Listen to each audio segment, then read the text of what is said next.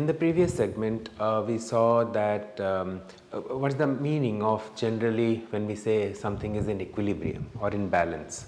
So the mathematical formulation for that concept we discussed, and we promised that we will be taking up how those general mathematical concepts will be used to investigate actual engineering structures or mechanical objects. Now, in order to do that, what I will do is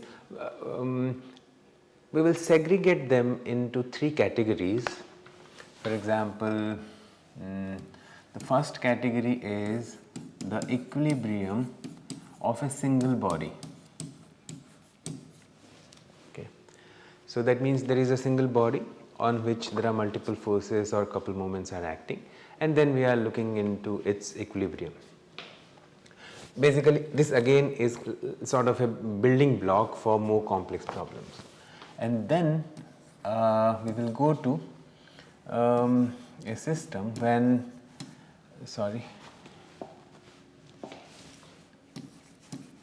multiple bodies are connected. Now, when I am saying multiple bodies, a few multiple number of bodies, for example 5, 10 or so, not hundreds or 200s. Okay. So then there are some, we will extend these concepts which we will discuss, the tricks, tools and concepts which we will discuss in single body, and we will extend that into multiple bodies to and some more additional concepts of those of connections. So that is primarily a very important concept which we will discuss in multiple body. And then I will go into the topic when large number of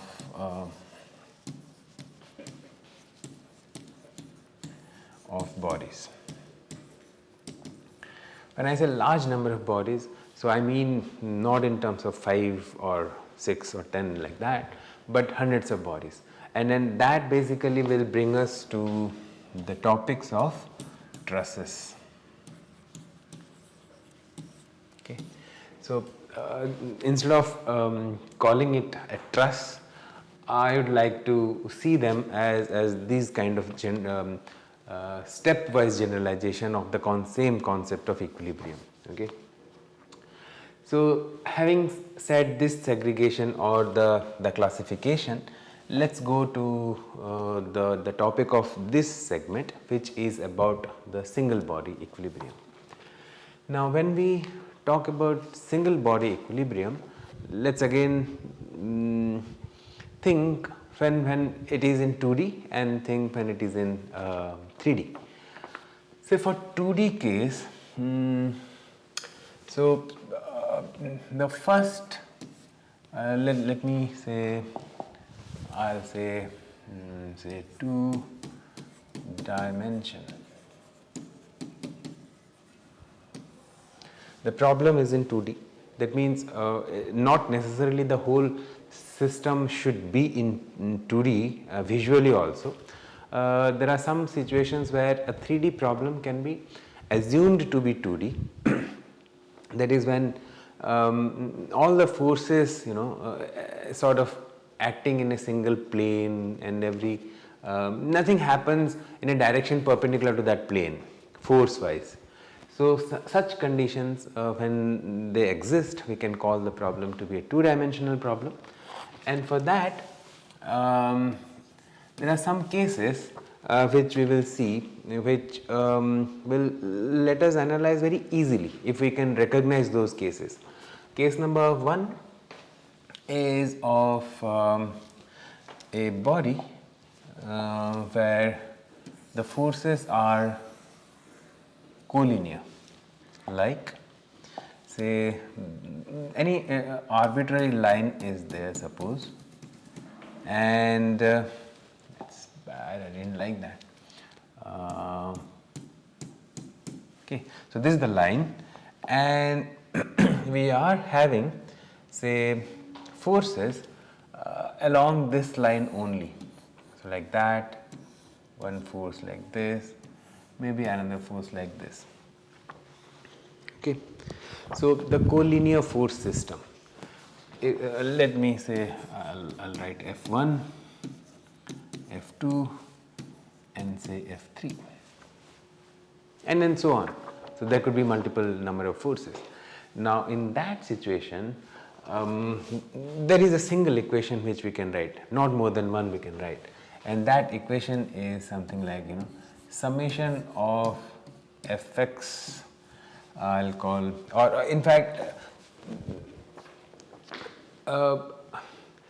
you can define, you remember always I used to tell that after seeing the problem you should define a coordinate system, and here using the same concept you can define a coordinate system which looks something like this, and x-axis is in this direction, right. So simply you can say that summation of Fx, and now it is not even a vector equation anymore, it is just a scalar equation, because all the directions are fixed, frozen, we know them, that they are in this direction of this line.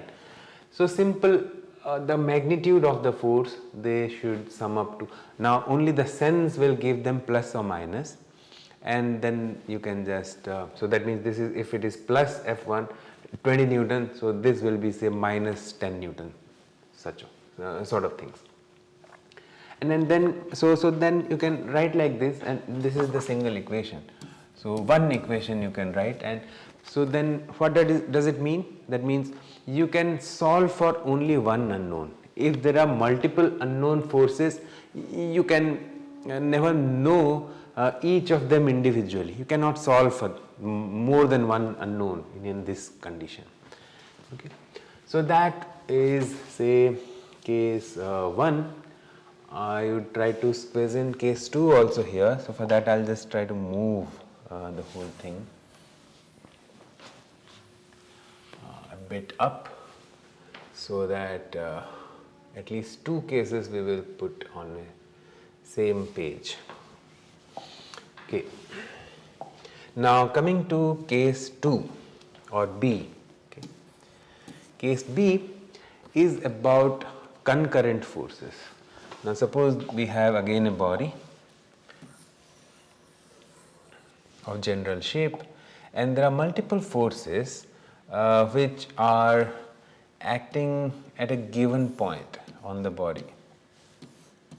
They could be of any direction and sense and everything. Okay. So multiple forces, say F1, F2, F3, and so on, like that. If many number of forces are acting at a single point, so all these forces are concurrent, then in 2D you can maximum write, summation, I'll just Fx is equal to 0 and summation of Fy is equal to 0. See, till now we have always been writing in vector equation. If you remember, for the concurrent forces I had told you that all this thing is equivalent to a single force in some direction, like F resultant. And then that now you can split in any 2 direction. So just to show that it could be any generic direction, I'll just put something like this, x and y. These directions of the axis, you can pick whatever you wish, in whatever direction you want, and then along those direction you just have to evaluate the components, and those are the 2 equations corresponding to one single equation, or here I'll write, say Fr is equal to 0. Corresponding to that, these 2 scalar equation you will get, and which in turn will mean that you can solve for maximum 2 unknowns under such conditions. Okay, either direction wise or magnitude wise, whatever they may be, but maximum 2 unknowns only you can solve for. Okay. Now if yeah, so these are the two cases in 2 dimension. Let's go to the case C. Say C.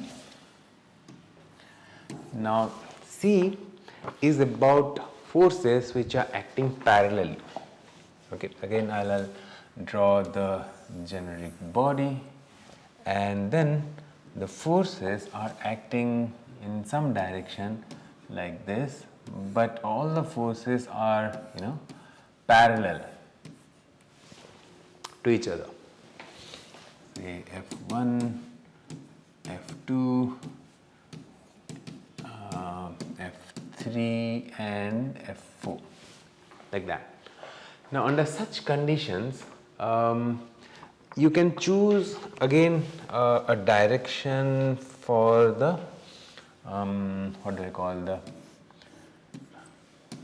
axis, and you should choose, it's always better to choose the direction in which all the forces are aligned, that direction to be say x-axis, and then you will get a summation of all the x direction forces, x component of the forces that should go to 0, considering the sense by default, plus minus sense. And then one more equation which you have to write is summation of all the moments about the z axis. Okay. Now you about the z axis to be 0. And because I have chosen the z axis, so that means it's not point, but it's an axis. Okay, so I'll say this is z axis. Then so that's why the orientation or the direction is fixed. So only you have to find out the magnitude, and that should be 0. And so but this the location, you need not be worried about that. You can only have it here maybe. Okay, so if I call it y and if I call it z, when I say moment about z axis, you should not think that you have to take moment only about this point. This point could be anywhere, but the idea is you have to take the moment about an axis which is perpendicular to this plane. That's the point. So this z axis means that. Okay. Because if you remember, we said that once the systems are equivalent and you choose any point in space, the moment should be same, and because it is 0, so whatever point you choose, it has to be 0. So there is no other way out. Okay. Then coming to say D, that brings us to the most general system of force now in 2D, and say this is the situation, and forces are just acting any random direction whatsoever. Okay, and maybe here I can include some couple also like that. So like that. So say this is F1, F2, F3, M1 and M2, etc.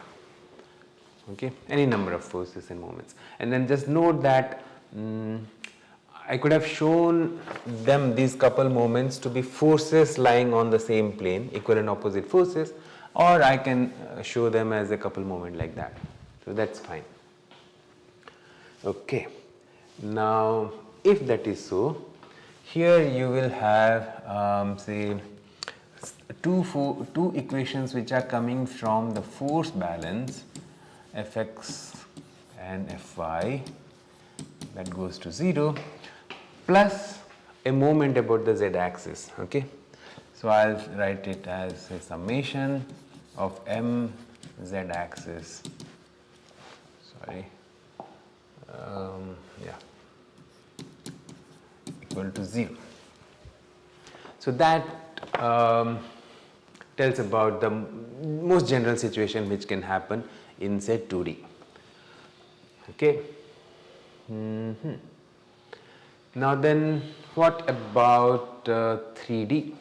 Anything else I want to say? Okay, before we get into 3D, you should also again, I have been telling this, but again I want to repeat it.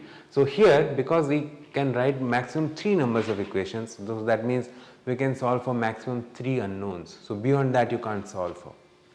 So that you should always keep in mind that when you are seeing a situation like that of most general condition, then you cannot have more than 3 unknowns. If there are there, then you have to find them out by some other means. You can't just hope that you will solve the equilibrium equation and you will get those unknowns. So please note that point. Yeah. Having said that, we can now move on to the 3D problems. So let's go. Now coming to say 3-dimensional problems.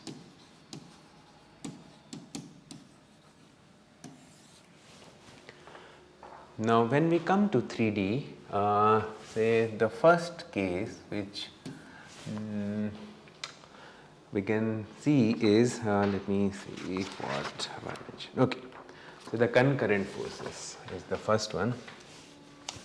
Now suppose you have like that, and the collinear case is anyway the same as 2D, but here we will have an additional collinear sort of force, but I'll come to that. So that will be point number 2. I'll come to that. Yeah. So now coming to this concurrent forces, so there is a single point and we are applying multiple forces at that location, and to show that it's 3D, I am just drawing something like that. Okay, so that you can say that this is x, y and z, and this is a body in 3D, and this is some arbitrary point at which all the forces are acting. Okay, let me call them say F1, F2, F3 and F4. So these all forces are acting at that point. Then the equations which you can write is say Fx equal to 0, Fy equal to 0, I don't like that, and Fz equal to 0. Okay. So basically these 3 equations, they are exactly representing the same thing. Like all these concurrent forces are like a single force F resultant. So I could have written, in fact, Fr is equal to 0 vector, and that when you split in every component direction x, y, z, so you get those scalar equations in 3 directions. So that is case A. Then coming to case B, and then please note that these segregation of the all situations, basically we are enumerating them so that you can, as soon as you see a problem, you should be able to recognize what subsystem it belongs to, so that you can immediately know that how many equations will come and how many unknowns you can maximum solve for. So that's the idea. Okay, and then as I was talking, so here there is a body, and you have say okay, an axis something like that, or else, okay, I'll say, sorry, and maybe from here let's, okay, now suppose this is a x, or else I'll do one thing. So say this I'll take as x, this is y, z. I could have taken this also as x, but the equations which I am going to write, I want to be slightly formal, so that's why. Otherwise, you could have chosen this also x, y, and z. No problems. Okay. Now, the forces are acting in a slightly different way, in the sense that forces are all passing through this axis, say x axis. Okay. They could be in any orientation, but all of them, they pass through the same axis which we have called x axis. Okay. So like that, or some other direction shall I choose? Okay, maybe like this. Okay. Say F1, F2, F3, and say F4, like that. So if you are not able to visualize what it means, what I can draw a small picture over here, where I can say that this is the y axis, this is z, okay, and the x axis is coming out of the board, and your body is somewhere here, okay, somewhere like that, and all these forces are actually, for example, this F1 is say acting here, say F2 is acting here like that, F3 is somewhat maybe acting like this, and F4 is acting something like that. Okay.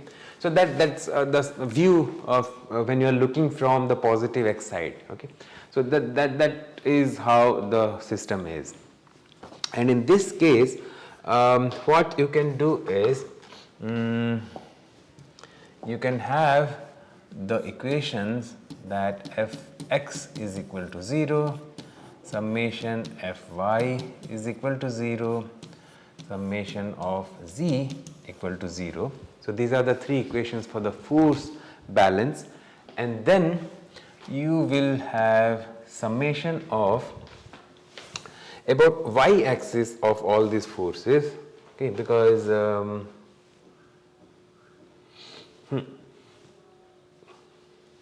right, because if I consider say so and z axis, because about x axis anyway all the moments are 0, so about say my is 0 and summation of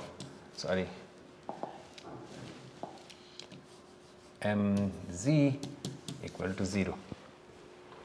So these are the equations or scalar equations which you can write, because the vector equation anyway the total moment should go to 0 and total force, resultant force, should go to 0, but because of the spatial conditions what we are trying to point out is no need to write the most general vector equations, because that will always tell you that there are 6 equations in all, but out of which for a given conditions only a small number of equations are valid and required.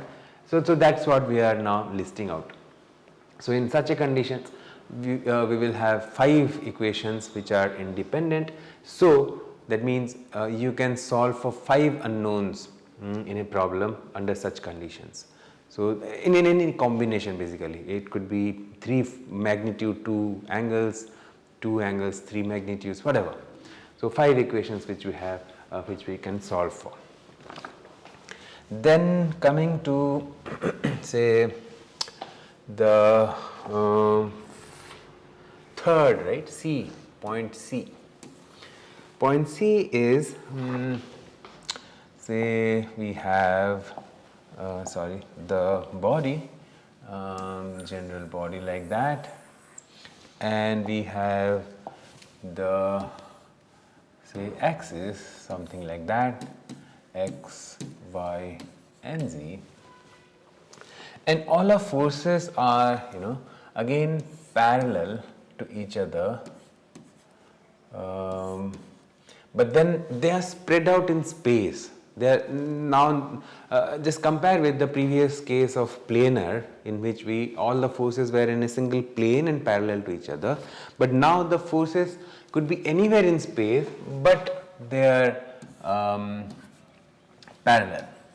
Okay, say F1, F2, F3 and say F4. So like that. Now under such conditions, the number of equations which you will get is yeah, I should have actually drawn the x-axis parallel to, okay, by chance I have also drawn that. Yeah, so I didn't mean to draw, but I wanted to, but I forgot to draw, but luckily I have drawn it in the same direction.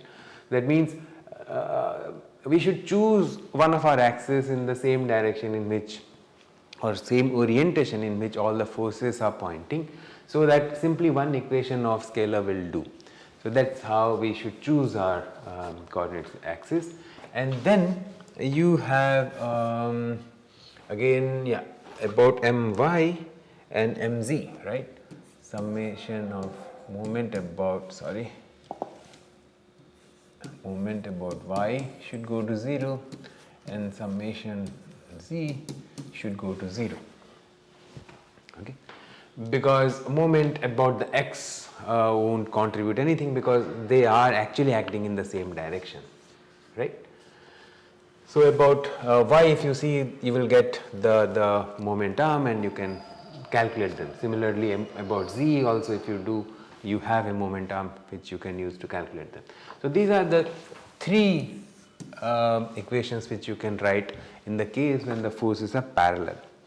And the last one in this case, which is D, case D, is of the most general condition, that this is a general body, you have a lot of forces and there is no constraint on them basically, okay, and in fact couple moments, something like that. So there are multiple forces and multiple couple moments and no restraints on them. And then as usual we should have 6 equations. So fx 0, fy 0, summation of fz 0, and 3 for the moments, mx 0, my 0 and mz 0. So these are the 6 equations which you can solve, and as you know, so this is the most general case. So one couple moment in any random direction and one resultant force in any random direction will be the resultant, and for to bring them to 0 you will have 3 for the force and 3 for the moment equations for each of the vector equation, and that is how we get 6. And again, that means you can solve for 6 unknowns together if you solve these 6 equations simultaneously. So that was about the spatial cases plus the general cases. In fact, all the types of conditions or situations which you can be while solving a problem for a single body. So that means when we go to multiple body situations, you can pick any of those bodies and you can think that particular body to have one of these conditions which we now discussed, and then you analyze them and then analyze each of those bodies separately and sum them up. So when you have a situation like, where multiple bodies are connected, you can pick one of those body separately and then write all or analyze that particular body under these conditions what we have discussed now, and then do the same exercise for all the particular bodies which are involved on that system, and then there are methods to combine them, which we will discuss in the next segment when we go to multiple body systems. So see you in the next segment.